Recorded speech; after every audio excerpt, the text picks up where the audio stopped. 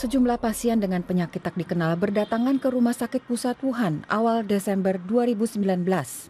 Dr. Li Wenliang, dokter di rumah sakit, kemudian menyebarkan berita lewat sosial media bahwa para pasien menunjukkan gejala radang paru-paru akibat virus. Pejabat kesehatan Cina mulai menyelidiki pecahnya wabah. Sejumlah pasien pertama punya akses ke pasar ikan Huanan yang juga menjual binatang liar.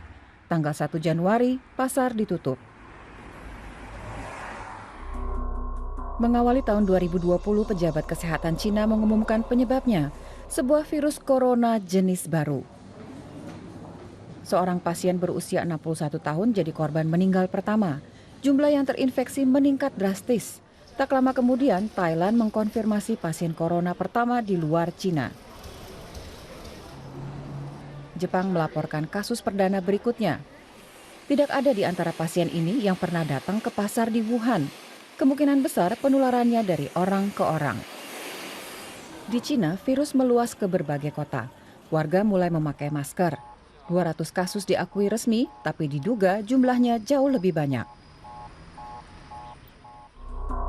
Tenaga medis di Wuhan yang kontak langsung dengan pasien mulai terinfeksi dan sakit. Taiwan dan Amerika Serikat melaporkan kasus corona, disusul negara-negara lain termasuk Jerman. Pemerintah Cina memutuskan langkah drastis. Semua transportasi di Wuhan dihentikan, termasuk transportasi umum. Ilmuwan menemukan virus corona punya masa inkubasi. Orang yang tertular tapi belum menunjukkan gejala jadi berbahaya.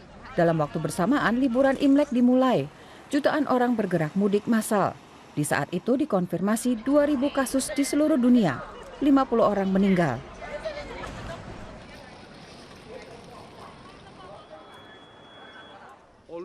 WHO menyatakan wabah sebagai situasi darurat kesehatan global dan menyerukan tindakan terkoordinir internasional.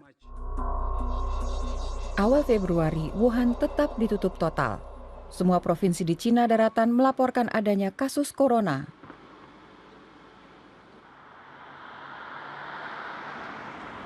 Li Wenliang, dokter dan whistleblower virus corona, juga meninggal. Satu dari banyak korban lain. Hanya dalam waktu 2 bulan, virus menyebar makin cepat di luar Cina. Yang paling parah Korea Selatan, Iran, dan Italia. Semakin banyak negara melaporkan kasus corona. Kapan pandemi mereda, tidak ada yang tahu pasti.